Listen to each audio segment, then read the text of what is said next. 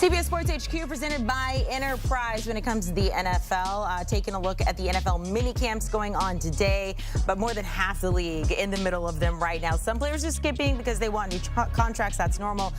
Others skipping, we're not really sure why. Speaking of course, Aaron Rodgers, missing the entirety of Jets minicamp to attend an event that his head coach, Robert Saleh, said is, quote, important to him. Here's more from Saleh. There was a lot of craziness that came off of Aaron's absence yesterday, as expected. Did you have any contact with him? Like, talk to him after between yesterday and today? Or no, I haven't. Robert, you said that you were aware that Aaron was not going to be here before yesterday. Is that correct? Yeah. And Tyrod said he had only found out that morning. Is there any reason that wasn't communicated to him before, or? No, it's a one-on-one conversation. It's not something that the team needed to know about.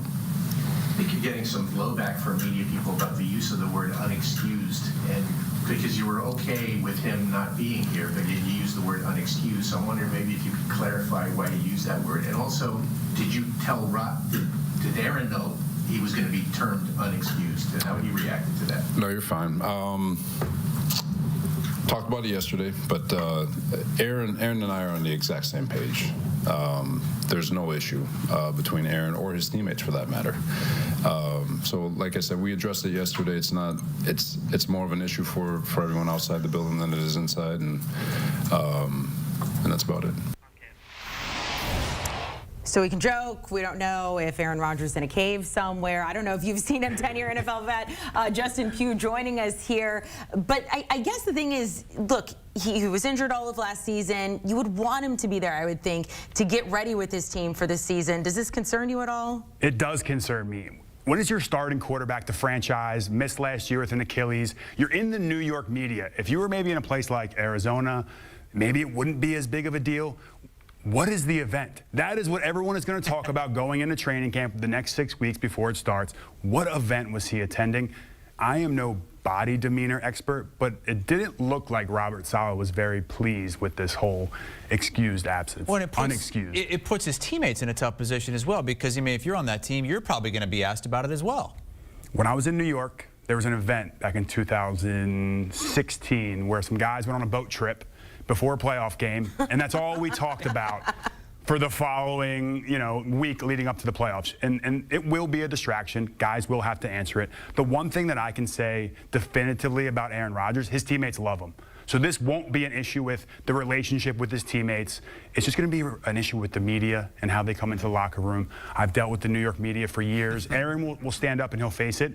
And he always faces it head on, and I think that will put an end to the situation. All right, let's move on to the Pittsburgh Steelers. They're in mini camps, and look, Russell Wilson was brought on. We think he's going to be given every opportunity to be the starter going into the season, but they also traded for Justin Fields as well. Here's Russell Wilson talking about being rejuvenated with another new team.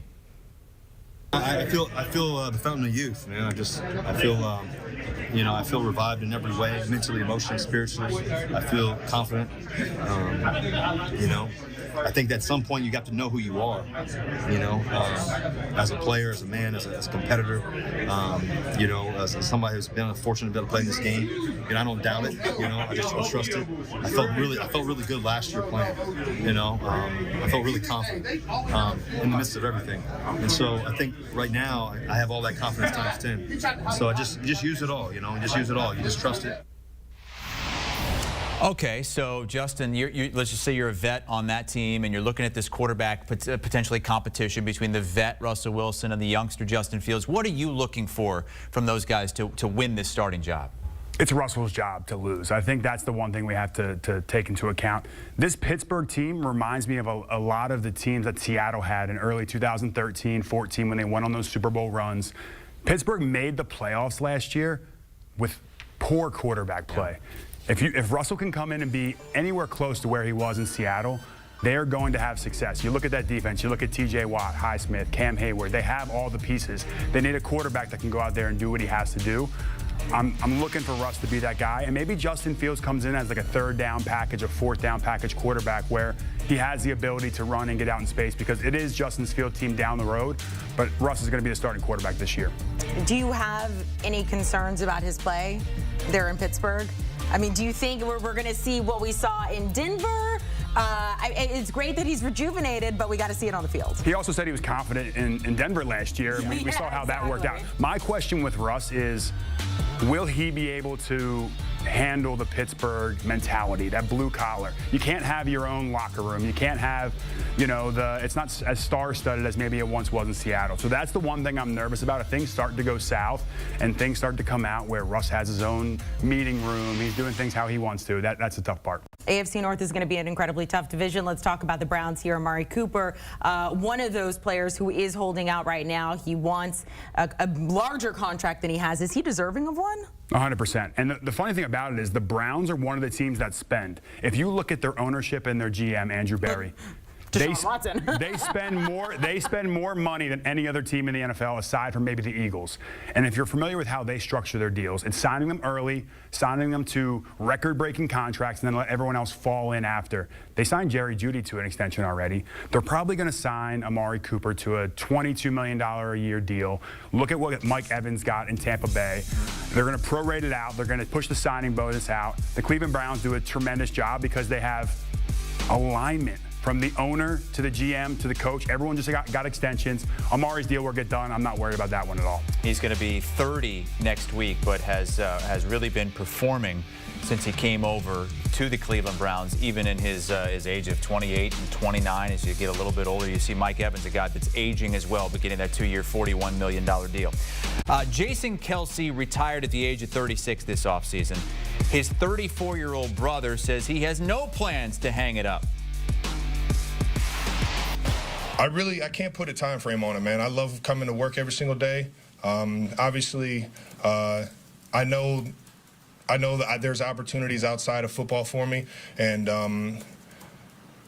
I think you got to keep in perspective that I'm still a little kid when I come into this building, man. I know I'm 34 years old, about to be 35, but I have a love to do this right here in the middle of the heat in June. I love coming to work every single day and doing this. So I'm going to do it till the wheels fall off, and hopefully that doesn't happen anytime soon. But I can definitely understand that it's towards the end of the road than it is the beginning of it.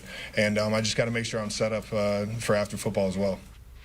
So Kelce's 34. Justin Pugh, you're 33, correct? You're kind of dealing with the same thing here at the end of your NFL career, trying to decide if you want to do that again or not. Kelce plays a different position, of course, not doing as much blocking as you or as maybe some of the tight ends before him, like Tony Gonzalez, who played till I think age 37. How much do you think he has left?